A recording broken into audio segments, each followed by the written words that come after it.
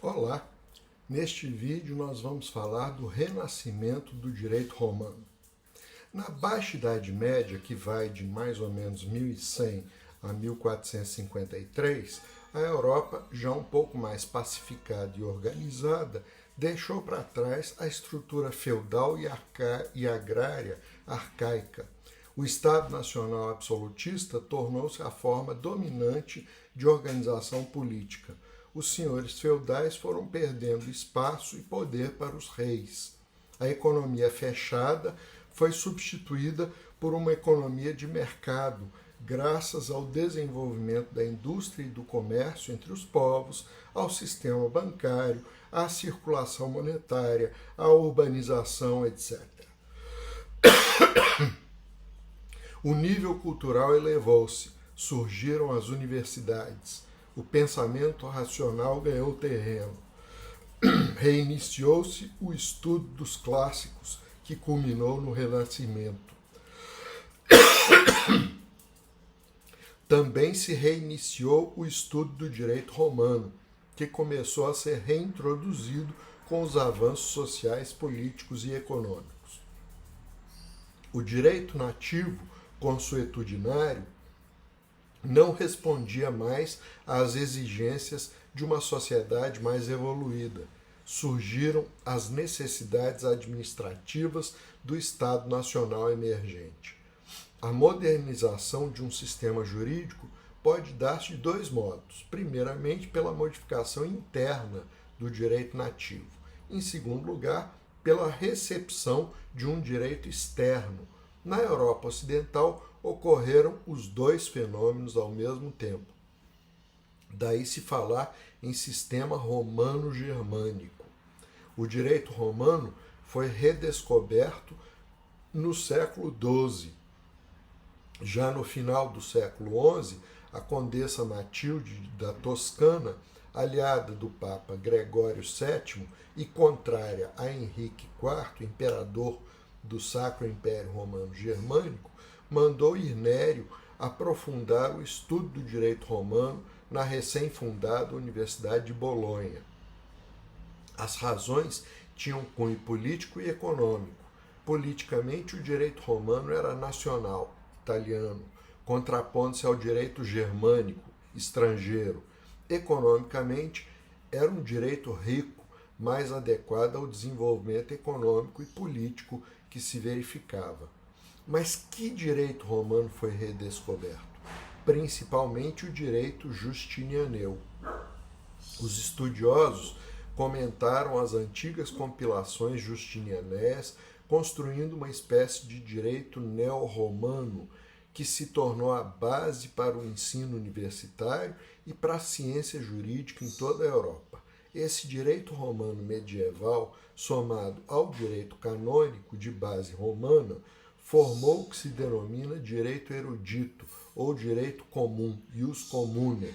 A esse ius commune contrapõe-se o ius proprium de cada localidade, vigente sob a forma de costumes, ordenações e cartas. A doutrina construída com base no ius commune em muito influencia a prática jurídica. Houve três escolas de estudo do direito romano. A primeira delas foi a Escola dos Glosadores. Foi fundada por Irnério na Universidade de Bolonha, durando mais ou menos 150 anos. Século XII e metade do século XIII. O objetivo da Escola dos Glosadores era o de elucidar os textos das compilações de Justiniano à luz da razão, da lógica formal. Seu nome se deve às glosas, que eram explicações, esclarecimentos feitos aos textos justinianeus. As glosas acabavam por ultrapassar a exegese literal. Tentaram uma verdadeira interpretação sistemática dos textos. As antinomias das compilações, consideradas a própria perfeição, eram apenas aparentes para os glosadores, que tentavam resolvê-las através da técnica da distinctio, consistente na distinção minuciosa dos significados possíveis de uma mesma palavra. A segunda escola foi a dos comentadores. É também conhecida por escola dos pós-glosadores. Foram mais do que meros continuadores dos glosadores. A escola dos comentadores durou 2 séculos, século XIV e XV. Por ser constituída em sua maioria por juristas italianos, ficou conhecida pela alcunha de Mos Italicus, ou Escola Italiana. Sua base foram as compilações de Justiniano acompanhadas das glosas. Seu trabalho era acadêmico, doutrinário. A característica principal da escola dos comentadores, que a afasta da escola dos glosadores, foi o esforço no sentido de adaptar o direito erudito à realidade e às necessidades da época. Fizeram com que o direito comum, o direito erudito, complementasse o direito próprio, sem eliminá-lo, por estar muito enraizado. Foram os comentadores que criaram as expressões de ius commune e ius proprio. Segundo eles, o ius commune, ou direito erudito, podia fornecer um método de estudo para o direito próprio. A terceira escola foi denominada humanista, ou escola culta. Durou todo o século XVI, já na Idade Moderna. Seu fundador foi Andrea Alciato, falecido em 1550. Ele era italiano, mas lecionou em Bourges, que se tornou o centro da escola, continuada por Jacques Cujas, falecido em 1590. Daí a razão de serem os franceses seus maiores representantes, o que deu à escola o nome de Mos Gallicus, ou Escola Francesa. Foram os humanistas que cunharam 2 expressões importantes, Idade Média e Corpus Juris Civilis. A Idade Moderna iniciou-se com a queda de Constantinopla nas mãos dos turcos. Fechado o Bósforo, que era a passagem terrestre entre a Europa e o Oriente, tiveram início as grandes navegações e os descobrimentos. Começou o mercantilismo, fortaleceu-se o Estado Nacional absolutista. No direito, iniciou-se a escola humanista ou escola culta, em substituição aos comentadores. A escola humanista nasceu dentro do contexto do Renascimento, séculos XV e XVI, caracterizadas pela utilização do método histórico, sociológico e linguístico para a interpretação dos textos romanos. Com esses métodos, muitos erros cometidos pelos glosadores e pelos comentadores foram retificados. Os humanistas viam o Corpus Juris Civilis como um fenômeno histórico, próprio de seu tempo e lugar. Não era um presente perfeito caído dos céus. Os comentadores haviam adaptado o direito romano, muitas vezes através de interpolações que modificavam os textos originais. Os humanistas rejeitaram essas adaptações, reduzindo o direito romano a uma relíquia acadêmica. Procuraram restaurar os textos interpolados.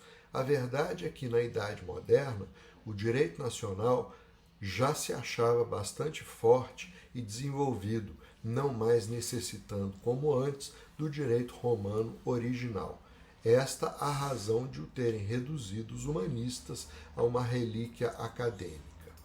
Apesar disso tudo, os profissionais do direito continuavam a aplicar o direito romano na tradição dos comentadores, o que só foi superado pela introdução dos códigos nacionais. Mesmo estes tiveram muita influência da escola dos comentadores.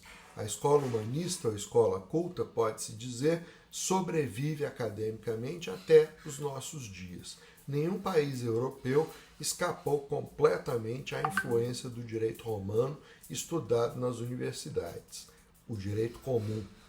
Em muitos países, esse direito comum foi introduzido e adotado como nacional, tendo substituído grande parte do direito próprio. Os estados alemães são exemplos desse fenômeno. Neles surge, já no século XIX, uma nova versão do direito comum conhecida por usos modernos pandectarum, ou escola dos pandectistas. Seu último grande representante foi Windscheid, falecido em 1892. Na Inglaterra, o processo foi um pouco diferente. No século XII, os tribunais régios criaram um direito consuetudinário inglês inspirado no direito feudal e no direito próprio saxão. Desta fusão surge o direito comum inglês denominado Common Law. Esta Common Law não tinha elementos romanos. Os ingleses chamavam o direito comum continental de Civil Law ou Continental Law. Hoje a expressão Common Law se contrapõe a Statutory Law, direito escrito, ou então a Civil Law, dada a sua sistemática. Na Alta Idade Média, ao contrário dos tempos atuais, não era claro que o direito podia ser manipulado. Era visto como realidade fixa e eterna, que podia ser interpretada, mas não modificada substancialmente. Na Baixa Idade Média, que começa a partir do século XII, a situação começou a mudar com o fortalecimento paulatino do Estado Nacional.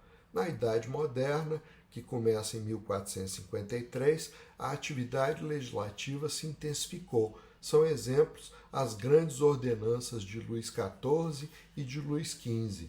De Luís XIV, nós temos a Ordenança Civil para a Reforma da Justiça, a Ordenança sobre o Comércio Terrestre e a Ordenança sobre o Comércio Marítimo.